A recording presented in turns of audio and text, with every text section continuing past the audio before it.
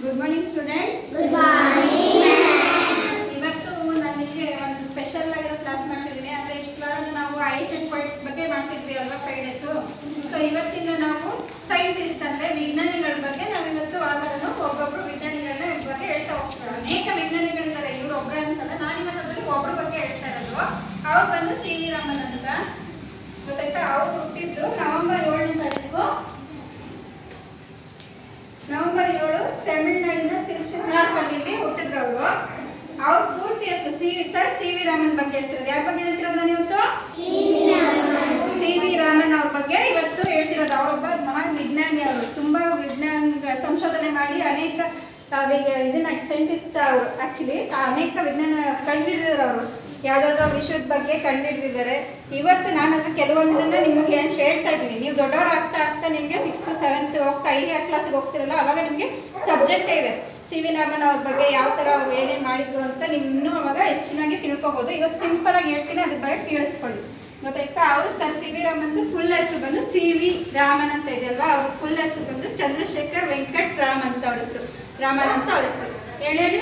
ಚಂದ್ರಶೇಖರ್ ವೆಂಕಟ್ ರಾಮನ್ ಅವ್ರ ಹೆಸರು. ಪೂರ್ತಿ ಹೆಸರು ಬಂದು ಇದು ಸಿ ವಿ ರಾಮನ್ ಅಂತ. ಆಮೇಲೆ ಶಾರ್ಟ್ ಆಗಿ ಇಟ್ಕೊಂಡ್ರು.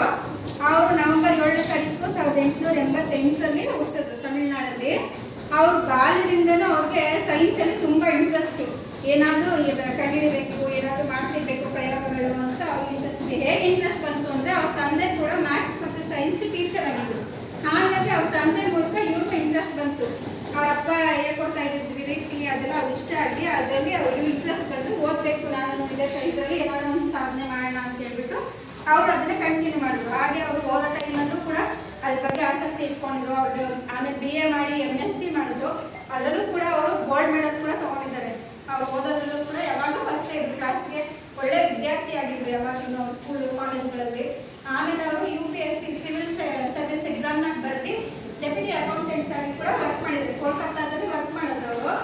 ಆಗ ವರ್ಕ್ ಮಾಡುವಾಗ ಕೆಲಸ ಮಾಡೋದು ಸಹ ಅವರು ಅವ್ರ ವೃತ್ತಿನ ಬಿಡದೆ ಅದ್ರ ಜೊತೆಗೇನೆ ಇದ್ರ ಇಂಟ್ರೆಸ್ಟ್ ಇತ್ತಲ್ಲ ಅವ್ರಿಗೆ. ಏನಾದರೂ ಸಂಶೋಧನೆಗಳನ್ನ ಮಾಡಬೇಕು, ಸೈಂಟಿಸ್ಟ್ ಆಗಿ ಏನಾದರೂ ಕಂಡುಹಿಡಬೇಕು, ಆ ಥರದ್ದು ಏನಾದರೂ ಒಂದು ಮಾಡ್ತಾ ಇರಬೇಕು ಅಂತ ಇಂಟ್ರೆಸ್ಟ್ ಇತ್ತಲ್ಲ. ಹಾಗಾಗಿ ಅವರು ಇದು ರಾಮನ್ ಎಫೆಕ್ಟ್ ಅಂತ ವರ್ಕ್ ಮಾಡುವಾಗಲೇ ಅವ್ರನ್ನ ನೇಮ್ ರಾಮನ್ ಎಫೆಕ್ಟ್ ಅಂದ್ರೆ ರಾಮನ ಪರಿಣಾಮ ಅಂತ ಹೆಸರಿಟ್ಟು ಅದನ್ನ ಕಂಡುಹಿಡಿದ್ರು. ಅದನ್ನ ಅವರು ಎಲ್ಲ ಬೆಂಗಳೂರಲ್ಲಿ ರಿಸರ್ಚ್ ಸೆಂಟರ್ ಅಲ್ಲಿ ಹೇಳಿದಾಗ ಅವರು ಅದನ್ನ ಎಲ್ಲರೂ ಇಷ್ಟಪಟ್ಟರು, ಖುಷಿ ಪಟ್ರು. ಅಂದ್ರೆ ರಾಮನ್ ಎಫೆಕ್ಟ್ ಅಂತ ಏನು ಅಂತಂದ್ರೆ ಬೆಳಕಿನ ಚದುರುವಿಕೆ. ಅಂದ್ರೆ ಒಂದು ಬೆಳಕು ಒಂದು ವಸ್ತು ಮೇಲೆ ಬಿದ್ದಾಗ ಅದು ಯಾವ ತರ ಚದುರ್ಕೊಳುತ್ತೆ ಅಂತ ಅವ್ರು ಕಂಡುಹಿಡಿದ್ರು. ಅಂದ್ರೆ ಇವಾಗ ಅವರು ಹೋಗ್ತಾ ಇರ್ಬೇಕು, ಕೆಲ್ಸಕ್ಕೆ ಹೋಗ್ಬೇಕಾದ್ರೆ ಲಂಡನ್ಗೆ ಹೋಗ್ಬೇಕಿತ್ತು.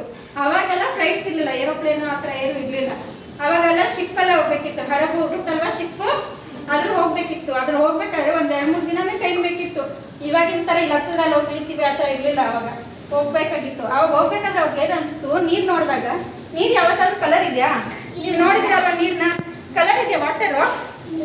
ವಾಟರ್ ಇದೆ ಅಲ್ವಾ? ವಾಟರ್ ಕಲರ್ ಇದೆಯಾ? ಇಲ್ಲ ಅಲ್ವಾ? ವಾಟರ್ ಕಲರ್ ಇಲ್ಲ. ಆಗ ನಮ್ಗೆ ಸಮುದ್ರದಲ್ಲಿ ನೀರ್ ನೋಡಿದಾಗ ಬ್ಲೂ ಕಲರ್ ಕಾಣಿಸುತ್ತಲ್ಲ. ಯಾಕಂತ ನೀವು ಯಾವ್ದು ಕೇಳಿದ್ದೀರಾ? ಹೋಗಿದ್ದೀರಾ ಅಲ್ವಾ ಬೀಚ್ಗೆ? ಸಮ್ಮರ್ ಹಾಲಿಡೇಸ್ ಅಲ್ಲಿ ಇದ್ದಾಗೆಲ್ಲ ಬೀಚ್ಗೆ ಹೋಗಿದ್ದೀರಾ? ಮತ್ತೆ ದಿನ ಸ್ಕೈ ನೋಡ್ತಿರಲ್ಲ, ಆಕಾಶ, ಅದು ನೀಲಿಯಾಗಿ ಕಾಣಿಸುತ್ತಲ್ಲ. ಯಾಕೆ? ಪೇಂಟ್ ಮಾಡ್ತೀವಲ್ಲ ಹೋಗಿ? ಇಲ್ಲ ಅಲ್ವಾ? ಮತ್ತೆ ಯಾಕೆ ಬ್ಲೂ ಇದೆ? ಅದು ಗೊತ್ತಿಲ್ಲ ಅಲ್ವಾ? ಅದು ಯಾಕೆ ಅಂತ ಈ ಸಿ ವಿ ರಾಮನ್ ಅವರು ಕಂಡುಹಿಡಿದ್ರು. ಏನಕ್ಕೆ ಬ್ಲೂ ಇದೆ, ಸಮುದ್ರ ಯಾಕೆ ಬ್ಲೂ ಇದೆ ಅಂತ ಅವ್ರು ಅದನ್ನ ನೋಡಿದಾಗ, ಇಲ್ಲ ಇದು ಏನೋ ಇರ್ಬೇಕು ಇದ್ರಲ್ಲಿ, ನಾನು ಅದನ್ನ ಕಂಡುಹಿಡಬೇಕು ಅಂತೇಳಿ ಕಂಡುಹಿಡಿದಾಗ್ಲೇ ಅವ್ರಿಗೆ sir C V Raman effect ಪರಿಣಾಮ ಅಂದ್ರೆ ರಾಮನ್ ಎಫೆಕ್ಟ್ ಅನ್ನೋದನ್ನ ಬಂತು. ಅವ್ರು ಒಂದು ವಸ್ತುನ, ಈಗ ಸೂರ್ಯನ್ಗೆ ಹಲವಾರು ಬೆಳಕಿದೆ. ಇವಾಗ ಸಣ್ಣ ರೈಸ್ ಆಗ್ಬೇಕಾದ್ರೆ ಮುಳುಗ್ಬೇಕಾದ್ರೆ ಇವಾಗ ಕೆಂಪು ಬಣ್ಣ ಬರುತ್ತೆ. ಬೆಳಗ್ಗೆ ಹೊತ್ತು ರೈಸ್ ಆದಾಗ ಯೆಲ್ಲೋ ಕಲರ್ ಇರುತ್ತೆ ತಾನೆ. ಮುಳುಗೋ ಟೈಮ್ಗೆ ಯಾವ ಕಲರ್ ಆಗುತ್ತೆ? ಅದು ರೆಡ್ ಕಲರ್, ರೆಡ್ಡಿಶ್ ಆರೆಂಜ್ ಆಗುತ್ತಲ್ವಾ? ಅದೇ ತರ ಅದರಲ್ಲೂ ವಿವಿಧ ಬಣ್ಣಗಳಿವೆ ಸೂರ್ಯನ್ಗೂ. ಆ ಸೂರ್ಯನ ಬಣ್ಣ ನಮ್ಗೆ ನೀರ್ ಮೇಲೆ ಬಿದ್ದಾಗ, ಸಮುದ್ರದ ನೀರು ಅಥವಾ ಯಾವ್ದಾದ್ರು ನೀರ್ ಮೇಲೆ ಬಿದ್ದಾಗ ಏನಾಗುತ್ತೆ, 7 ಪದರವಾಗಿ ಹರಡುತ್ತೆ.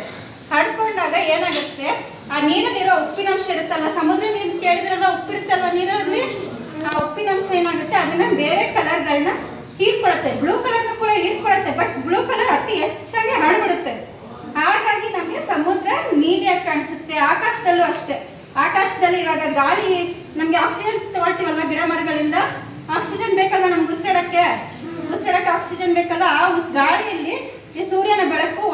ಹೊಡೆದಾಗ ಅದರಲ್ಲೂ ಅಷ್ಟೇ ಬಣ್ಣಗಳು ವಿಚಿತ್ರ ಆದಾಗ್ಲೇ ಚದುರ ಆಗುತ್ತೆ. ಎಲ್ಲ ಕಡೆ ಸ್ಪ್ರೆಡ್ ಆದಾಗ್ಲೇ ಸೂರ್ಯ ಮುಳುಗುವಾಗ ಹುಟ್ಟುವಾಗ ಬೇರೆ ಕಲರ್ ಬರ್ತಾ ಇರುತ್ತೆ. ಅದ್ರ ಜೊತೆಗೇನೆ ಆಕಾಶದಲ್ಲಿ ಸ್ಕೈಗೆ ನಮ್ಗೆ ಅತಿ ಹೆಚ್ಚಾಗಿ ಬ್ಲೂನ ಸ್ಪ್ರೆಡ್ ಮಾಡ್ಬಿಡುತ್ತೆ. ಹಾಗಾಗಿ ನಮ್ಗೆ ಎಲ್ಲೇ ನೋಡಿದ್ರು ಸ್ಕೈ ಬ್ಲೂ ಕಲರ್ ಕಾಣಿಸುತ್ತೆ. ಆದ್ರೆ ಬೆಳಕಲ್ಲಿ ಮಾತ್ರ ನಮ್ಗೆ ಬ್ಲೂ ಇರುತ್ತೆ. ರಾತ್ರಿ ಹೊತ್ತು ಬ್ಲೂ ಇರುತ್ತೆ ಸ್ಕೈ ಇಲ್ಲ. ಯಾಕೆ? ರಾತ್ರಿ ಹೊತ್ತು ಸಣ್ಣ ಇರ್ತೇನಾ? ಇರಲ್ಲ ಅಲ್ವಾ? ಅದಕ್ಕೆ ನಮ್ಗೆ ರಾತ್ರಿ ಹೊತ್ತು ಸ್ಕೈ ಬ್ಲೂ ಕಲರ್ ಕಾಣಲ್ಲ. ಅದು ಬ್ಲಾಕ್ ಆಕ್ಚುಲ್ ಆಗಿರೋದು ಬ್ಲಾಕ್. ನೀವು ಬೇರೆ ಸೈಂಟಿಸ್ಟ್ ಕನ್ನಡಿಯಕ್ಕೆ ರಾಕೆಟ್ ಅಲ್ಲಿ ಹೋಗ್ತಾರಲ್ಲ, ಮೇಲೆ ಹೋಗಿದ್ರಲ್ಲ ಚಂದ್ರಯಾನ 3 ಅಂತ ಇವಾಗ ರಾಕೆಟ್ ಅಲ್ಲಿ ಹೋಗಿದ್ರಲ್ಲ, ಅವರೆಲ್ಲ ಮೇಲೆ ಹೋದಾಗ ಅವ್ರು ಯಾವ ಕಲರ್ ಕಾಣಿಸುತ್ತೆ ಅನ್ಕೊಂಡಿದ್ರೆ ಅವ್ರಿಗೆಲ್ಲ ಬ್ಲಾಕ್ ಕಲರ್ ಕಾಣಿಸುತ್ತದು. ಆಕ್ಚುಲ್ ಆಗಿ ಅದಿರೋದೇ ಬ್ಲಾಕ್ ಕಲರ್. ಆ ಬಿಸಿಲಿನ ಎಫೆಕ್ಟ್ ನಮ್ಗೆ ಇಲ್ಲಿ ಡಿಫ್ರೆಂಟ್ ಬಿದ್ದಾಗ ಕಲರ್ ಯಾವಾಗ ಚದುರಿಕೊಳ್ಳುತ್ತೆ ಆವಾಗ ನಮ್ಗೆ ಅದು 7 ಬಣ್ಣ ಅಂದ್ರೆ ಕಾಮನ್ ಬಿಲ್ ನೋಡಿದ್ರಲ್ವಾ, ರೇನ್ಬೋ ನೋಡಿದ್ರಲ್ವಾ ಎಲ್ಲರೂ? ಆ ತರ 7 ಕಲರ್ಸ್ ವಿಬ್ ಗಯಾ ಅಂತೀವಲ್ವಾ? ಏನಂತೀವಿ 7 ಕಲರ್ಸ್ಗೆ? ವಿಬ್ ಗಯಾ ಅಂತೀವಲ್ವಾ? ಆ 7 ಬಣ್ಣಗಳಾಗಿ ಚದುರಾಗಿರುತ್ತೆ. ಆವಾಗ ಆ 7 ಬಣ್ಣಗಳಲ್ಲಿ ಬ್ಲೂ ಕಲರ್ ಮಾತ್ರ ತುಂಬಾ ಅತಿ ಹೆಚ್ಚಾಗಿ ಸ್ಪ್ರೆಡ್ ಆಗ್ಬಿಡುತ್ತೆ. ಹಾಗಾಗಿನೇ ನಮ್ಗೆ ಆಕಾಶ, ಸಮುದ್ರ ಇವೆಲ್ಲ ಬ್ಲೂ ಕಲರ್ ಆಗಿ ಕಾಣಿಸೋದು. ಕಾಮನಬಿಲ್ಲು ಕೂಡ ಹೆಂಗ್ ಬರುತ್ತೆ? ರೇನ್ಬೋ ಹೇಗ್ ಬರುತ್ತೆ ನಮ್ಗೆ? ರೇನ್ಬೋ ಹೇಗ್ ಬರುತ್ತೆ? ಯಾವಾಗ ಬರುತ್ತೆ ರೇನ್ಬೋ? ಯಾವಾಗ್ಲೂ ಇರುತ್ತೆ ರೇನ್ಬೋ ಆಕಾಶದಲ್ಲಿ? ಇಲ್ಲ. ಯಾಕೆ? ಮಳೆ ಬಂದಾಗ, ಮಳೆ ಬಂದು ಆಮೇಲೆ ಬಿಸಿಲು ಬರುತ್ತಲ್ವಾ, ಆವಾಗ ನಮ್ಗೆ ರೇನ್ಬೋ ಕಾಣಿಸುತ್ತೆ. ಯಾಕೆ ಕಾಣಿಸುತ್ತೆ? ಆ ಬಿಸಿಲು ಮಳೆ ನೀರ್ ಮೇಲೆ ಬಿದ್ದಾಗ ರೇನ್ಬೋ ಉದ್ಭವ ಆಗುತ್ತೆ ಅಲ್ವಾ? ಕಾಣಿಸುತ್ತಲ್ವಾ? ಅವಾಗ ನಿಮ್ಗೆ ಮಳೆ ಬರ್ತಾ ಇರುತ್ತೆ, ಬಿಸಿಲು ಬರ್ತಾ ಇದ್ದಾಗ ರೇನ್ಬೋ ಕಾಣಿಸುತ್ತಲ್ವಾ? ಅದನ್ನೇ ಇವರು ರಾಮನ್ ಎಫೆಕ್ಟ್ ಅಲ್ಲ, ಅದು ನ್ಯಾಚುರಲ್ ಅಂದ್ರೆ ಅದು ದೇವ್ರ ಸೃಷ್ಟಿ. ಇವಾಗ ನಾವು ರಾಮನ್ ಎಫೆಕ್ಟ್ ಬಗ್ಗೆ ಹೇಳಿದೆ ಅಲ್ವಾ? ಸಿ ವಿ ರಾಮನ್ ಅವರು ಯಾರ ಬಗ್ಗೆ ಹೇಳಿದ್ ನಾನು ಇವಾಗ? ಸಿ ವಿ ರಾಮನ್ ಅವ್ರ ಬಗ್ಗೆ ಹೇಳಿದೆ ಅಲ್ವಾ? ರಾಮನ್ ಅವರು ಮೇನ್ ಏನಕ್ಕೆ ನೋಬೆಲ್ ಪ್ರಶಸ್ತಿ ಬಂದಿದ್ದು? ರಾಮನ್ ಪರಿಣಾಮ ಅಂದ್ರೆ ರಾಮನ್ ಎಫೆಕ್ಟ್ ಗೆ ಅವ್ರಿಗೆ ಬಂದಿದ್ದು. ಹೇಗೆ ಬಂತು ಅನ್ನೋದನ್ನ ನಾವು ಇವಾಗ ಎಕ್ಸ್ಪೆರಿಮೆಂಟ್ ಮೂಲಕ ಹೇಳ್ಕೊಡೋಣ. ಅವ್ರದ್ದು 2 ಎಕ್ಸ್ಪೆರಿಮೆಂಟ್ ಇದೆ. ಒಂದು ಸ್ಕ್ಯಾಟರಿಂಗ್ ಆಫ್ ಲೈಟ್ ಅಂತ, ಮತ್ತೆ ಇನ್ನೊಂದು ಮಾಮೂಲಿ ಒಂದು ವಸ್ತು ಬೆಳಕು ಒಂದು ಏನಂತೀವಿ, ಇದನ್ನ ಪ್ರಿಸಮ್ ಅಂತೀವಿ ನಾವು. ಈ ಪ್ರಿಸಮ್ ಮೇಲೆ ಬಿದ್ದಾಗ 7 ಬಣ್ಣವಾಗಿ ಚದರಿ ಹರಡುತ್ತೆ ಅಂತ. ಇದ್ರ ಮೇಲೆ ಇವಾಗ ಲೈಟ್ ಇಲ್ಲಿ ಬಿದ್ರೆ ಇಲ್ಲಿ 7 ಪದರವಾಗಿ ಹರಡುತ್ತೆ. ಇಲ್ಲಿ ಸ್ಕ್ರೀನ್ ಕಾಣಿಸ್ತದೆ ನೋಡಿ, ಲೈಟ್ ಇದ್ರ ಮೇಲೆ ಬಿದ್ದಾಗ 7 ಬಣ್ಣ ರೇನ್ಬೋ ಕಲರ್ಸ್ ಆಗಿ ಹರಡುತ್ತೆ. ಅದನ್ನ ನಾವು ಎಕ್ಸ್ಪೆರಿಮೆಂಟ್ ಮೂಲಕ ನಿಮ್ಗೆ ತೋರಿಸ್ತಾ ಹೋಗ್ತೀನಿ. ಒಬ್ಬೊಬ್ರೆ ಬಂದು ನೋಡ್ಬೇಕು ಇದನ್ನ ಯಾವ ತರ ಬರುತ್ತೆ ಅಂತ. ಅದ್ರ ಜೊತೆಗೆ ಇಲ್ಲಿ 2 ಗ್ಲಾಸ್ ಇಟ್ಟಿದ್ದೀನಲ್ಲ, ಒಂದು ನಾರ್ಮಲ್ ವಾಟರ್ ಇದೆ, ಒಂದಕ್ಕೆ ನಾನು ಒಂಚೂರು ಡೆಟಾಲ್ ಹಾಕಿದ್ದೀನಿ. ಗೊತ್ತಾಯ್ತಾ? ಇದ್ರಲ್ಲಿ ಏನ್ ಎಕ್ಸ್ಪೆರಿಮೆಂಟ್ ಮಾಡ್ತೀವಿ ಅಂದ್ರೆ, ಇದರಲ್ಲಿ ಸ್ಕ್ಯಾಟರಿಂಗ್ ಆಫ್ ಲೈಟ್ ಅಂದ್ರೆ ಬೆಳಕಿನ ಚದುರುವಿಕೆ, ಅಂದ್ರೆ ಹೆಂಗೆ ಬೆಳಕು ಹರಡ್ಕೊಳ್ಳುತ್ತೆ ಅಂತ. ಈಗ ನಾರ್ಮಲ್ ಪ್ಲೇನ್ ವಾಟರ್ ಅಲ್ಲಿ ಬೆಳಕು ಯಾವ ತರ ಮೂವ್ ಆಗುತ್ತೆ, ಇಲ್ಲ ಮಾಲಿಕ್ಯೂಲ್ಸ್ ಇರೋ ಈ ವಾಟರ್ ಅಲ್ಲಿ ಯಾವ ತರ ಬಣ್ಣ ಹರಡ್ಕೊಳ್ಳುತ್ತೆ ಅನ್ನೋದನ್ನ ನಿಮ್ಗೆ ನೀವೇ ಮಾಡಿ ನೋಡ್ಬೋದು. ಅದನ್ನ ಗೊತ್ತಾಯ್ತಾ? ಅದೇ ತರ ಇಲ್ಲೂ ಅಷ್ಟೇ. ಒಂದಕ್ಕೆ ನಾನು ಸ್ವಲ್ಪ ಧೂಪದ ಹೊಗೆ ಹಾಕಿದ್ದೀನಿ, ಇನ್ನೊಂದಕ್ಕೆ ಪ್ಲೇನ್ ಬಾಟಲ್ ಇಟ್ಟಿದ್ದೀನಿ. ಗೊತ್ತಾಯ್ತಾ? ಹತ್ರ ಬಂದು ನೀವು ನೋಡ್ಬೋದು. ಆವಾಗ ಇದರಲ್ಲಿ ಬೆಳಕು ನಿಮ್ಗೆ ನೋಡಿದಾಗ ಹೊಗೆ ತುಂಬಿಕೊಂಡಿರೋ ಬಾಟ್ಲಲ್ಲಿ ಅಲ್ಲೇ ಸ್ಟೇಬಲ್ ಆಗಿ ನಿಲ್ಲುತ್ತೆ. ಅಂದ್ರೆ ಅದನ್ನ ಸ್ಕ್ಯಾಟರ್ ಆಗಿರುತ್ತೆ, ಅಲ್ಲೇ ಹರಡ್ಕೊಂಡಿರುತ್ತೆ. ಬೆಳಕು ಚದುರು ಆಗಿರುತ್ತೆ, ಅದು ಮೂವ್ ಆಗಲ್ಲ ಅಲ್ಲಿಂದ ಮುಂದಕ್ಕೆ, ಅಲ್ಲೇ ಹರಡ್ಕೊಂಡ್ಬಿಡುತ್ತೆ. ಈಗ ಈ ಪ್ಲೇನಿನ ಬಾಟ್ಲಲ್ಲಿ ಏನಾಗುತ್ತೆ, ಮೂವ್ ಆಗಿ ಪಾಸ್ ಆಗಿ ಮುಂದಕ್ಕೆ ಕೊಟ್ಟೋಗುತ್ತೆ. ಆ ಥರ ಅದು ಯಾವ ಥರ ಎಕ್ಸ್ಪೆರಿಮೆಂಟ್ ಅವ್ರು ರಾಮನ್ ಮಾಡಿದ್ರು ಅನ್ನೋದನ್ನ ನಿಮಗೆ ತೋರಿಸ್ತೀನಿ. ಈಗ ಒಬ್ಬೊಬ್ಬರೇ ಒಂದನ್ನ ನಾನು ಬಂದು ನೋಡ್ಕೊಳ್ಳಿ. ಸೊ ನೀವು ಹೇಳ್ಬೇಡಿ, ನಾನು ಹೇಳ್ತೀನಿ, ಕೇಳಿಸ್ಕೊಳ್ಳಿ. ಗೊತ್ತಾಯ್ತಾ? ಇವತ್ತು ನಾನು ಯಾರ ಬಗ್ಗೆ ಹೇಳ್ಕೊಟ್ಟೆ? ಸಿ ವಿ ರಾಮನ್ ಬಗ್ಗೆ ಹೇಳ್ಕೊಟ್ಟೆ ಅಲ್ವಾ? ಗುಡ್. ಅವ್ರು ಏನು ಕಂಡುಹಿಡಿದಿದ್ರು ಅಂತ ನಾನು ಇವತ್ತು ಸ್ಕ್ರೀನ್ ಮೇಲೆ ತೋರಿಸ್ದೆ ಅಲ್ವಾ? 7 ಚದುರವಾಗಿ ಚದುರುತ್ತೆ ಅಂತ. ಮತ್ತೆ ಸ್ಕ್ಯಾಟರಿಂಗ್ ಆಫ್ ಲೈಟ್ ಅಂದರೆ ಬೆಳಕು ಅಲ್ಲ ಹರಡ್ಕೊಳ್ಳುತ್ತೆ. ಯಾವ ಥರ ಹರಡ್ಕೊಳ್ಳುತ್ತೆ ಅನ್ನೋದನ್ನು ನಾನು ಇಲ್ಲಿ 2 ಗ್ಲಾಸಲ್ಲಿ, 1 ಗ್ಲಾಸಲ್ಲಿ ಮಾಮೂಲಿ ನೀರು ತೊಗೊಂಡಿದ್ದೀನಿ. ಮಾಮೂಲಿ ನೀರು ಕುಡಿತಿರಲ್ಲ ನೀರು, ಅದು ತೊಗೊಂಡಿದ್ದೀನಿ. ಮಾಮೂಲಿ ನೀರಿಗೆ ಒಂಚೂರು ಡೆಟಾಲ್ ಮಿಕ್ಸ್ ಮಾಡಿದ್ದೀನಿ. ನಾನು ವಾಟರ್ಲಿ ಏನು ಮಿಕ್ಸ್ ಮಾಡಿದ್ದೀನಿ? ಡೆಟಾಲ್ ಹಾಕಿದ್ದೀನಿ. ನೀವು ಯಾವ ಇದನ್ನು ಮನೇಲಿ ಟ್ರೈ ಮಾಡಬಾರ್ದು. ಪೇರೆಂಟ್ಸ್ ಇದ್ದಾಗ ಮಾತ್ರ ಟ್ರೈ ಮಾಡಬೇಕು. ಗೊತ್ತಾಯ್ತಾ? ನೀವೇ ಯಾರು ಟ್ರೈ ಮಾಡಬಾರ್ದು. ಅಪ್ಪ ಅಮ್ಮನ ಸಹಾಯ ತೊಗೊಂಡು ಬೇಕಾದರೆ ಟ್ರೈ ಮಾಡಿ, ಇಲ್ಲಾಂದರೆ ಯಾರು ಟ್ರೈ ಮಾಡಬಾರ್ದು ಮನೇಲಿ. ಗೊತ್ತಾಯ್ತಾ? ಈಗ ಇದ್ರ ಮೇಲೆ ನಾವು ಲೈಟ್ ಬಿಟ್ಟಾಗ ನೋಡಿ, ಇದು ಲೈಟ್ ಬಿಟ್ಟಿದ್ದೀನಲ್ವಾ, ಕಾಣಿಸ್ತಿದೆ ಅಲ್ವಾ? ಇಲ್ಲಿ ಪಾಸ್ ಆಗಿ ಇಲ್ಲಿ ಬರ್ತಿದೆ ಅಲ್ವಾ? ಬೋರ್ಡ್ ಮೇಲೆ ಬರ್ತಿದೆ ತಾನೆ? ಬರ್ತಾ ಇಲ್ವಾ? ಬರ್ತಾ ಇದೆ ಅಲ್ವಾ? ಅದೇ ಇದ್ರಲ್ಲಿ ಬಿಟ್ಟಾಗ ಏನಾಗ್ತಿದೆ? ಬರ್ತಾ ಇದೆ ಬೋರ್ಡ್ ಮೇಲೆ ಬರ್ತಾ ಇಲ್ಲ ಅಲ್ವಾ? ಯಾಕೆ ಬರ್ತಾ ಇಲ್ಲ ಅಂತಂದರೆ ನೋಡಿ, ಇಲ್ಲಿ ನೀರೊಳಗಡೆನೆ ಆಡ್ಕೊಂಡ್ಬಿಟ್ಟಿದೆ ನೀರು ಅಲ್ವಾ? ಅದನ್ನು ನಾವು ಸ್ಕ್ಯಾಟರಿಂಗ್ ಆಫ್ ಲೈಟ್ ಅಂತ ಹೇಳೋದು. ನೀರೊಳಗಡೆ ಮಾಲಿಕ್ಯೂಲ್ಸ್ ಇರುತ್ತೆ, ಅದನ್ನು ನಾವು ಡೆಟಾಲ್ ಹಾಕಿದ್ದೀವಲ್ವಾ, ಆ ಡೆಟಾಲ್ನ ನಾವು ಅದರಲ್ಲಿರೋ ಮಾಲಿಕ್ಯೂಲ್ ಅಂಶ, ಕೆಮಿಕಲ್ ಅಂಶ ಏನಿರುತ್ತೆ ಅದರಿಂದ ಅದು ನೀರು ಬೆಳಕನ್ನು ಮುಂದಕ್ಕೆ ಪಾಸ್ ಆಗೋದಕ್ಕೆ ಬಿಡಲ್ಲ, ಮುಂದಕ್ಕೆ ಹೋಗಕ್ಕೆ ಬಿಡಲ್ಲ. ಅದು ಅಲ್ಲೇ ಸ್ಟಾಪ್ ಮಾಡಿಬಿಡುತ್ತೆ. ಅದಕ್ಕೆ ನೋಡಿ ನೀರೇ ಕಲರಾಗಿ ಕಾಣಿಸ್ತಾ ಇರುತ್ತೆ. ಅದೇ ಇದರಲ್ಲಿ ಪ್ಲೇನ್ ವಾಟರ್ ನೋಡಿ ಪಾಸ್ ಆಗಿ ಬೋರ್ಡ್ ಮೇಲೆ ಕಾಣಿಸ್ತಿದೆ ನಿಮಗೆ ಅಲ್ವಾ. ಇದನ್ನೇ ರಾಮನ್ ಅವರು ಕಂಡುಹಿಡಿದು ಸ್ಕ್ಯಾಟರಿಂಗ್ ಆಫ್ ಲೈಟ್ ಅಂತ ಅಂತೀವಿ ಇದನ್ನ, ಬೆಳಕಿನ ಚಿದುರುವಿಕೆ. ಇದು ಒಂದು ಎಕ್ಸ್ಪೆರಿಮೆಂಟು. ಇದ್ರ ಜೊತೆಗೆ ಇಲ್ಲಿ ನೋಡಿ, ಇದ್ರ ಜೊತೆಗೆ ಅವರು 7 ಬಣ್ಣಗಳನ್ನ ರಿಫ್ಲೆಕ್ಟ್ ಮಾಡಿದ್ರು ಅಂತ ಹೇಳ್ತಿದ್ವಲ್ವಾ.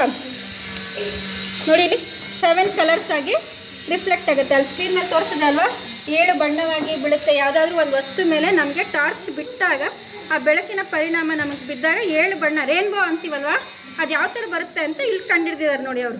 7 ಬಣ್ಣವಾಗಿ ರೇನ್ಬೋ ಕಲರ್ಸ್ ಆಗಿ ನಮಗೆ ಬರುತ್ತೆ. ಗೊತ್ತಾಯ್ತಾ ರೇನ್ಬೋ ಯಾವ ಥರ ಬರುತ್ತೆ ನಿಮಗೆ? ಅದಾದರೆ ನ್ಯಾಚುರಲ್ ಆಗಿ ಬರುತ್ತೆ. ಮಳೆ ನೀರು ಬಿಸಿಲು ಮೇಲೆ ಬಿದ್ದಾಗ ರೇನ್ಬೋ ಬರುತ್ತೆ. ಆ ಕಲರ್ಸ್ ಹೆಂಗೆ ಬಂತು ಅನ್ನೋದನ್ನು ಅವರು ಇದ್ರ ಮೂಲಕ ಕಂಡುಹಿಡಿದ್ರು, ರಾಮನ್ ಅವರು. ಅರ್ಥ ಆಯ್ತಾ?